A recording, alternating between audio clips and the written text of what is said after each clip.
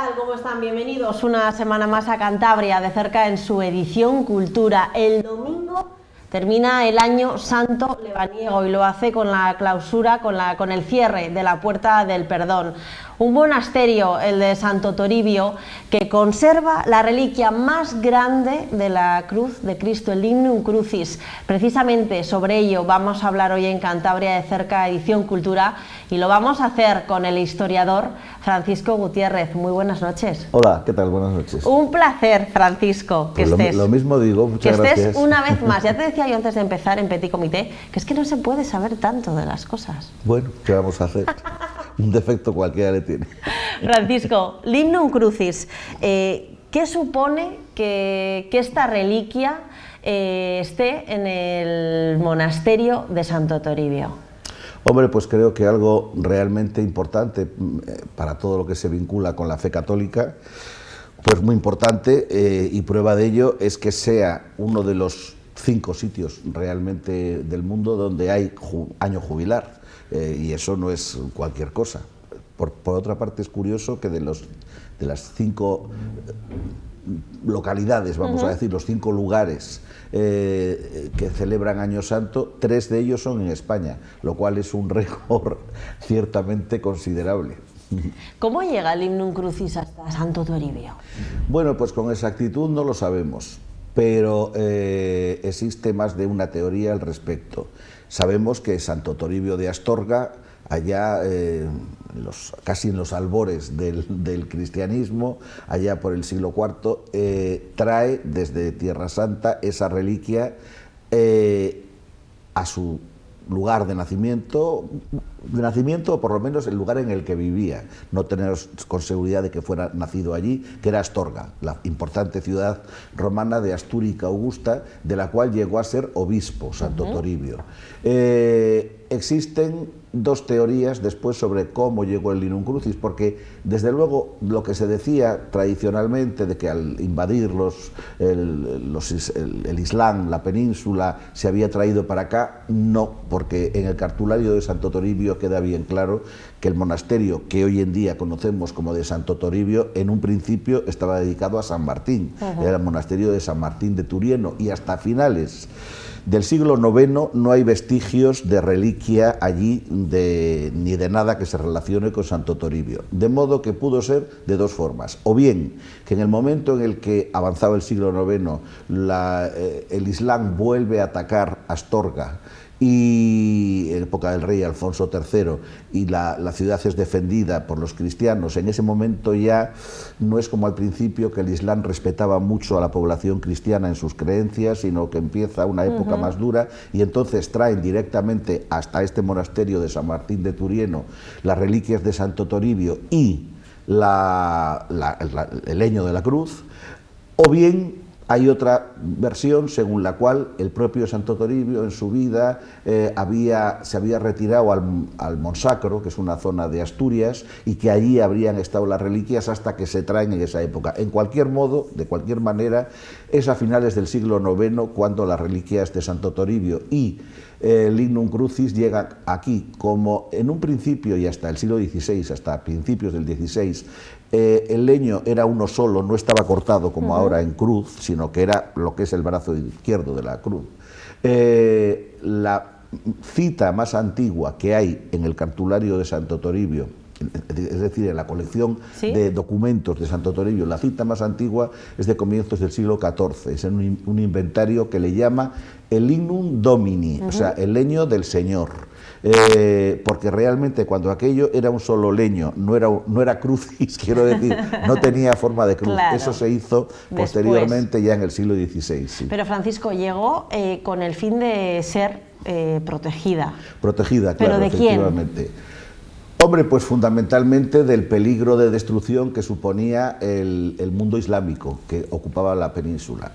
Ya he insinuado antes un poco que al comienzo, cuando los musulmanes entran en la península, se muestran muy respetuosos con las creencias de los cristianos, y de hecho en la zona ocupada, que es la mayor parte de la península, los cristianos van a seguir practicando sus cultos, sus iglesias van a seguir abiertas, van a seguir teniendo sus obispos, nadie se mete con ellos, pero eso cambia posteriormente en el siglo IX, y sobre todo a raíz de la figura, por otra parte importantísima, de Abderramán III, que fue especialmente severo con los cristianos, a pesar de ser hijo de una cristiana. Claro, siempre cuando pensamos en alguien como Abderramán III, nos imaginamos a un personaje de piel oscura, ojos negros. No, tenía los ojos azules y era arrubiado.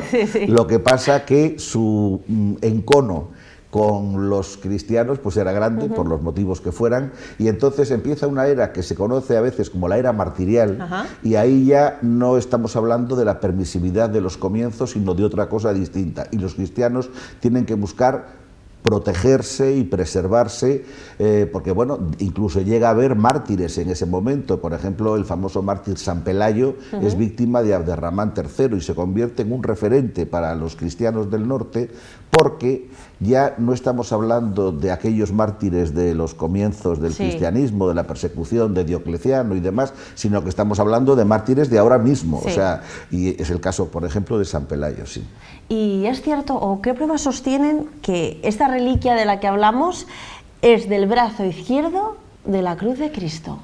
Bueno, el que dijo, o mejor dicho, escribió varias veces que era el izquierdo, concretamente fue Fray Prudencio de Sandoval en el siglo XVII, y bueno, se ha tenido como algo tradicional. Desde luego es un leño que corresponde a uno de los brazos de la cruz, tiene el agujero incluso de la crucifixión, y bueno, pues que sea el izquierdo, pues viene de esa tradición, que así lo afirmó Fray Prudencio de Sandoval. ¿Qué características tiene? ¿Cómo es esta reliquia? Pues eso es de gran tamaño realmente, sí, ¿no? Aunque hoy en día está bastante... ha perdido bastante superficie, porque claro, de esta reliquia se han sacado toneladas de otras reliquias, quiero decir. Concretamente el mayor, en ese sentido, y perdóneseme el mayor depredador del Lignum Crucis fue precisamente Fray Prudencio de Sandoval en el siglo XVII, que cada vez que venía a Santo Toribio se llevaba unas cuantas esquirlitas para hacer otros tantos. En su pectoral llevaba una, y muchas de las reliquias que hay por ahí hoy en día proceden, la mayoría de las reliquias que hay del Lignum Crucis por el mundo hoy en día proceden del de Líbano. Proceden del de Líbano. Además entiendo que la gente mataría, como quien dice, por tener un trocitito de esa Hombre, reliquia, pues era algo, ¿no? claro, muy apreciado. También es cierto, a veces se dice, si se contaran, se reunieran todas las reliquias de la cruz que existen, daría para hacer varias cruces. Eso es verdad, pero por una razón. A ver, hay que diferenciar lo que son reliquias de la cruz de aquellas reliquias que lo practicaron mucho los monjes de Santo Toribio durante siglos. Además tenían permiso eclesial para hacerlo, que era, hacían unas pequeñas crucecitas y esas las pasaban por la cruz, por el Lignum Crucis, y luego se vendían, se repartían, pero claro, esos no son reliquias de la cruz, son crucecitas pasadas por la cruz de Cristo, pero que no formaron parte de la cruz. Es distinto. Sí que es cierto que los monjes, hay varios documentos que están, curiosamente, no en el archivo histórico, sino en la Biblioteca Municipal de Santander, los manejé yo hace años, del siglo XVI, en los cuales los monjes de Santo Toribio piden permiso a la corona para poder seguir expidiendo esas crucecitas por todo el reino por todos los reinos de Castilla, Navarra, etcétera, y además piden que se castigue a muchos falsificadores que están haciendo el negocio con cruces que no han pasado realmente por el Lignum Crucis, sino que ellos lo dicen, pero ya sabes, la picaresca que ha existido siempre, a lo largo de toda la historia. Y la que tenemos ahora en Santo Toribio, ¿cómo es? ¿Qué características tiene, Francisco? Bueno, pues es una pieza grande, lo que era todo un brazo de la cruz.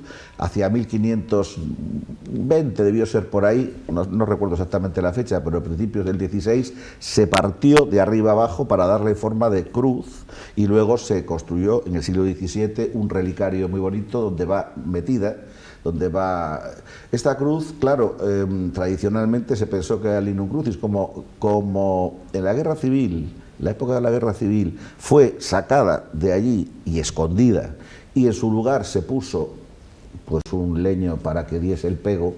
Después, por los años 50, comienzos de los 50, aunque estaba bien claro quién había tenido la reliquia auténtica y que se devolvió al monasterio después de la guerra, por si acaso el párroco don Desiderio, el famoso don Desiderio, muy conocido en Liébana, mandó a Madrid a analizar, digamos en plan científico, aquella madera. Sí.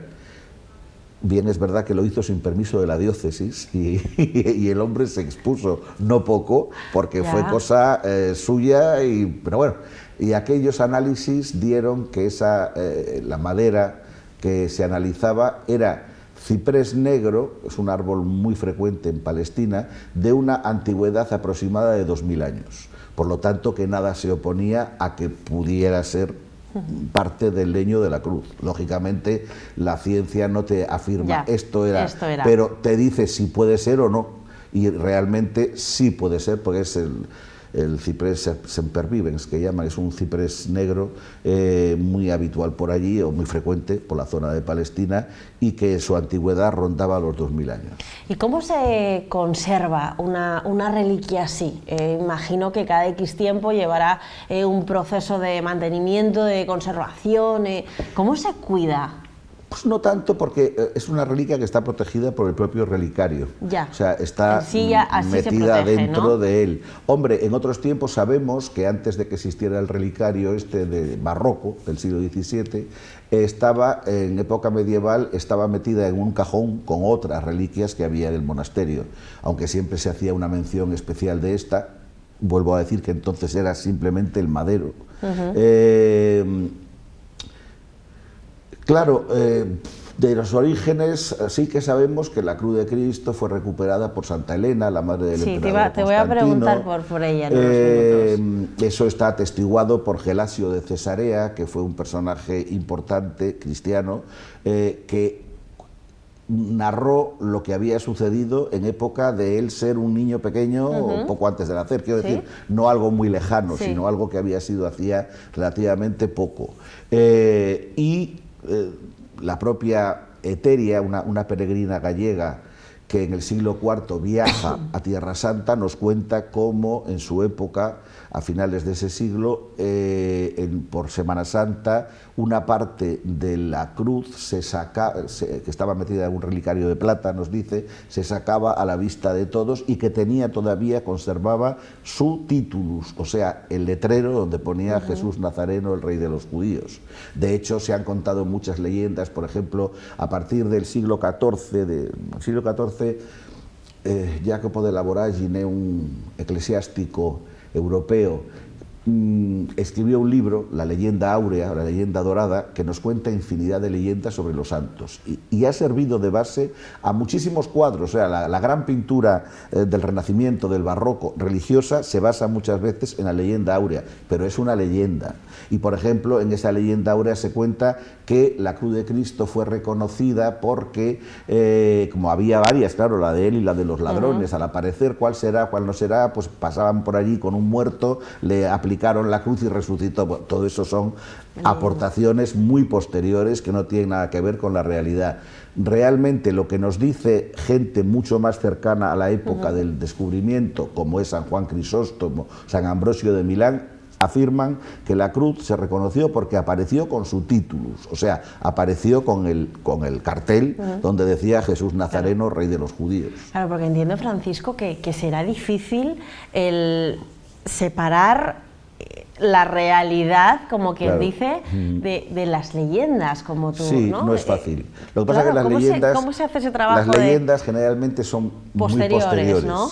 muy posteriores. Entonces, si tú te vas a las fuentes... Claro, lo malo que tienen las fuentes de esta época que son exiguas, son pocas. Pero bueno, las suficientes para arrojar luz sobre, ya digo, tenemos lo que nos cuenta Gelasio de Cesarea, tenemos lo que nos cuenta Eteria o Egeria, se la llama de las dos formas, tenemos los testimonios de varios padres de la Iglesia, como San Juan Crisóstomo, etcétera. En fin, la tradición antiquísima de que Santo Toribio de Astorga viajó a Tierra Santa, estuvo allí varios años como custodio de precisamente de las reliquias de la cruz, y cómo fue, digamos, hombre de confianza del patriarca Juvenal, que era el que regía entonces la Iglesia de Jerusalén, y cómo al regresar, que parece ser que incluso estuvo visitando al Papa León I, y luego el Papa León I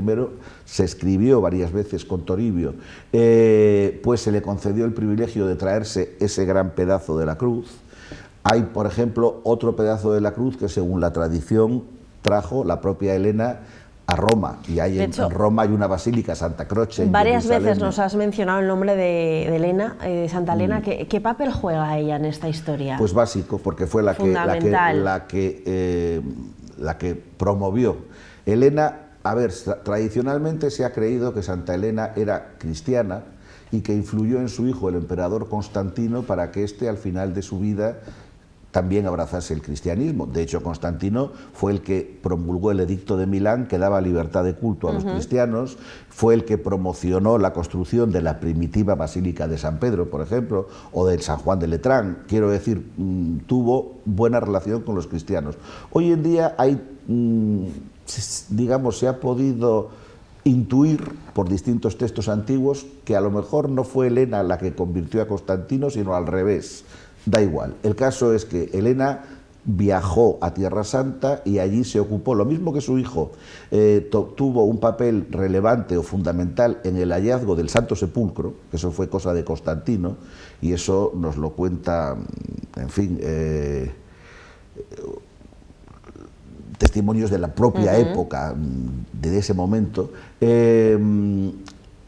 Helena se dedica a intentar recuperar la cruz. Se sabía dónde estaba el Calvario, allí se había construido, tiempos después de la muerte de Cristo, se había construido un templo dedicado a la diosa Venus, y existía ese templo. Bueno, pues ella manda derribar ese templo, excavar en el subsuelo, y allí aparecen 3 cruces, que se atribuyen, como una de ellas además lleva el titulus crucis, bueno, pues que se reconoce como la cruz de Cristo, y realmente es Helena la que es la primera que manda trocear, digamos, la cruz, para mandar un pedacito a Roma, al fin y al cabo la capital del imperio, y allí, como digo, existe una basílica que se llama la Basílica de Santa Croce in Jerusalemme, o sea, la Basílica de la Santa Cruz de Jerusalén, donde está ese fragmento de la cruz de Cristo, mucho más pequeño que el de aquí, porque realmente el de aquí es, con diferencia grandísima, el fragmento más grande que subsiste. Sí. Y luego, además, todo ello escondido, no, custodiado en un lugar que a mí particularmente me parece mágico, como es el monasterio de Santo Toribio. ¿Qué opinas tú de este lugar, Francisco? Bueno, Liébana es una zona, un área, una región, vamos a decir. En su tiempo llamaban una provincia, la provincia de Liébana, pues realmente privilegiada por la naturaleza, eso no cabe duda, es bellísima, vayas por donde vayas. Y es más, yo recomiendo a los amantes de esta tierra que, además de recorrer la ruta habitual que va a Fuente de y tal, se vayan por las alturas, porque desde luego sube uno a Pendes, a Cabañes, tal, y son unas vistas preciosas, una maravilla. Y es una zona que en la Alta Edad Media, a raíz del reinado de Alfonso I, se repuebla muchísimo. Alfonso I hace una campaña de entrar por sorpresa en capitales ocupadas por los musulmanes, naturalmente no para quedarse, porque en cuanto reaccionasen le iban a barrer, sino para obligar a los cristianos que allí vivían a venirse para acá. Y donde más gente va a meter es en Liébana. Liébana debió estar en el siglo IX, bueno, debió estar, no, o sea, lo atestigua la propia cantidad de necrópolis que hay, atestada de gente, con poblaciones que hoy en día algunas ya ni existen. Y se fundan allí una cantidad realmente asombrosa de monasterios. Hubo muchos monasterios en la Liébana altomedieval. Lo que pasa que algunos logran una preeminencia, mientras que otros van cayendo en el dominio de estos, ¿no? Hay sobre todo dos grandes monasterios que se convierten en los más potentes de la Liébana. Uno de ellos es el de San Martín de Turieno, que a partir del siglo XII se convierte en Santo Toribio de Liébana, y el otro es el de Santa María de Piasca, también un monasterio muy importante, que además, a diferencia del de San Martín de Turieno, que era un monasterio benedictino, el de Santa María de Piasca era un monasterio dúplice, con comunidad de monjes y comunidad de monjas, pero donde mandaba la autoridad superior era la monja, era la abadesa. La abadesa, y hubo algunas abadesas en Piasca de un gran poder. Tanto un monasterio como el otro acabaron dependiendo de otros monasterios más grandes todavía. Es decir, a partir del reinado de Alfonso VIII, el monasterio de Santo Toribio de Liébana queda adjudicado, vamos a decir, o dentro del dominio del gran monasterio castellano de San Salvador de Oña. Lo mismo que el de Piasca queda absorbido, vamos a decir, por San Benito de Sahagún. ¿Eso quiere decir que el monasterio desaparecía? No, que perdía la comunidad, para nada. La única diferencia que había era que, en lugar de tener un abad, como tenía hasta entonces, un abad que era elegido entre los monjes, a partir del momento que entraba a depender de otro, el abad era el del monasterio principal, claro, y al que tenía como representante nombrado por él en la comunidad que fuese era un prior. Pero vamos, bueno, y que por supuesto de alguna manera las posesiones tenían que contar para cualquier cosa con la aprobación del monasterio principal, pero por lo demás el monasterio seguía adelante y seguía existiendo, y como digo, Santo Toribio queda dentro de la órbita de San Salvador de Oña. Por eso no es extraño que cuando en el siglo XVI, a comienzos del siglo XVI, los monjes de Santo Toribio pidan, vamos a decir, auxilio al Papa para que reconozca la legitimidad del jubileo. Muchas veces se dice ahora, no, el jubileo existe desde 1512. No, te iba a preguntar, ¿de dónde vienen, de cuáles fueron sus primeros años en los que empezó a celebrarse? El jubileo es muchísimo más antiguo, se pierde en la noche de la Edad Media, no sabemos cuándo, pero realmente lo que pasa en 1512 es que los monjes de Santo Toribio, que están aburridos de que haya quienes cuestionen la legitimidad del jubileo, recurran al Papa y le digan, a ver, tal. Entonces Julio II, que suele decirse, y también es falso, que fue el que estableció el jubileo, no, Julio II lo que hace es tomar nota de lo que le piden los monjes y encargar a 3 abades, el de Oviedo, el de Sahagún y el de Oña, que estudien el caso y que le informen para ver qué hace. En esto Julio II muere, y entonces el que va a dictaminar va a ser su sucesor, León X, en el año 1513, en una bula que, aunque es favorable al jubileo, como los monjes de aquí no lo ven muy claro, le piden que la aclare mejor, y ya la definitiva es de 1515, también del Papa León X. ¿Quién había informado? Pues la verdad es que el único que había, el de Oviedo se hizo el tonto, no hizo caso. El de Sahagún igual, el que había informado había sido el de Oña. Claro, era parte interesada, lo era. Pero realmente lo que se hace es reconocer algo que ya existía desde muchísimo tiempo antes. No es cierto que el jubileo empiece en 1512, el jubileo existiría desde la Baja Edad Media seguro, y más atrás pues no sabemos, pero que era mucho más antiguo, sí. Y también que la gente piensa muchas veces que el año jubilar empieza ahí, no, aquello era la semana jubilar, o sea, lo que existía y lo que el Papa León X reconoce es el derecho que en Santo Toribio a que la semana que coincide con la fiesta de Santo Toribio, cuando esta cae en domingo, esa semana inmediata sea de jubileo, con todas las consecuencias. Va a ser en 1967 el Papa Pablo VI el que generalice a un año entero ¿no? lo que hasta entonces era una semana, digamos, poniéndolo en igualdad, por ejemplo, de Santiago de Compostela, que era un año entero.